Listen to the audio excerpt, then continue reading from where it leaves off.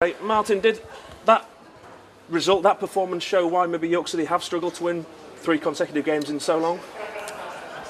I think the result showed that we ground a point out the game. I think you keep going back to the mentality of players. We've got to take a lot out of that game today because, in my opinion, they're the best footballing team in the league. They have been for the last 2 seasons.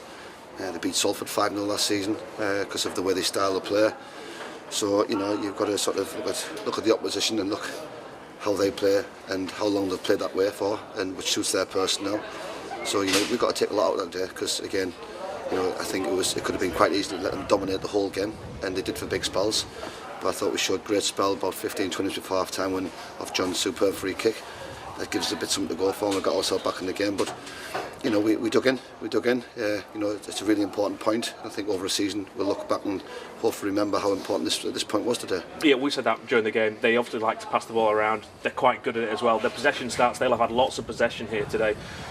I suppose the way you defended in the second half especially, because they had quite a few shots on Bartlett's goal in the opening 20, before John Parkin's goal really.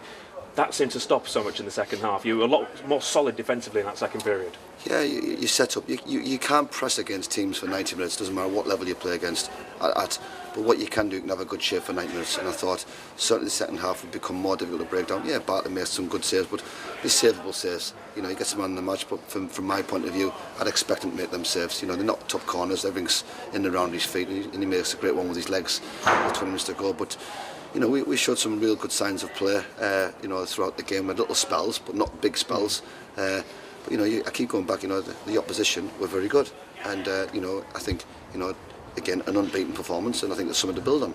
Is that the most disappointing thing, though, that their goalkeeper had a relatively quiet afternoon?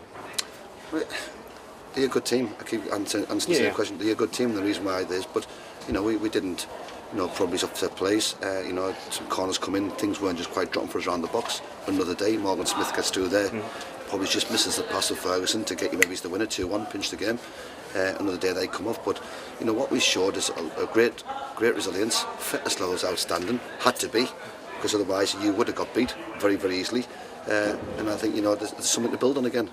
Something to build on. Let's talk about the players you played this afternoon, the positions they played in. Adriano Moke seems to be playing a lot more further up the pitch at times today.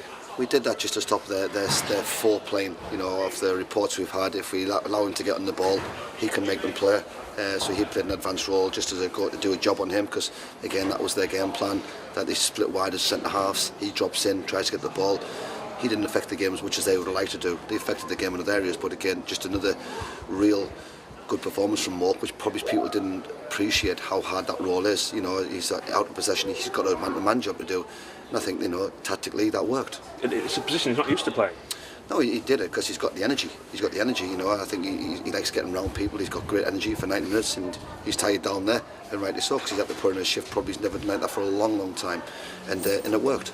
The substitutes that you made, how do you think they influenced the game? Yeah, again, I think Morgan Smith. I think again, energy gets you down the side, he gets you up the pitch. I think he's been outstanding. Last 2 or 3 games when he's come off the bench, Ferguson gives a nice balance with his left foot on that side.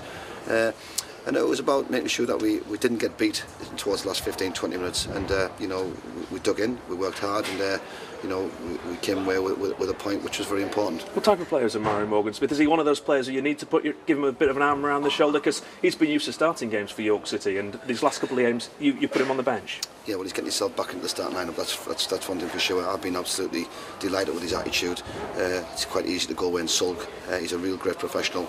He's worked so hard for me on the training ground. He's worked so hard for me when he's come on, and I can't give him nothing but a compliment, because it would have been quite easily from being the main forward to not being in the pitch the last 2 or 3 games. But as I said to you, he's given me a real problem, and it's fair credit to him. He's been outstanding. We've got to get your comment on the goal.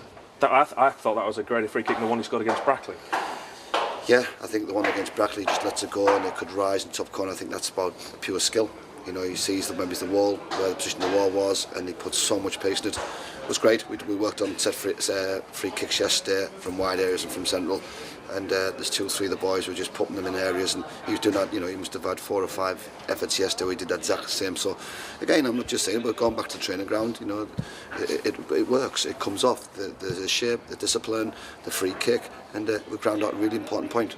And his place seems to come under a lot of speculation from people who get in touch with our programme. We end up discussing it, but his stats, John Parkin's stats, recently, they stack up with the best of them. Messi, Ronaldo, it doesn't matter who you put him up against. I know it's a different level of football. His stats are amazing. Yeah, he's so influential to the club, to the crowd, to the team.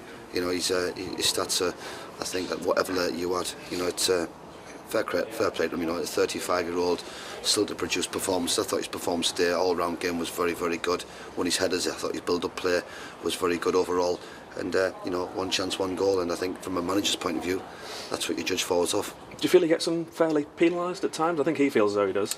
I think all big players do. They don't get protected enough. But I think over 90 minutes they sort of even themselves out. Ask you about Tony Norman. I think that was he had training your goalkeepers before the games. What can you tell us about him? He's just come in today to help me out. It's important that we have a goalkeeping coach around the building today. John Worsop left us yesterday with very short notice. There's no way I could have let my goalkeepers warm themselves up. That's not the way I work. It's not the way the football club is professional. So Tony came in today just to help me out personally, and again did a great job with obviously Bartlett's performance.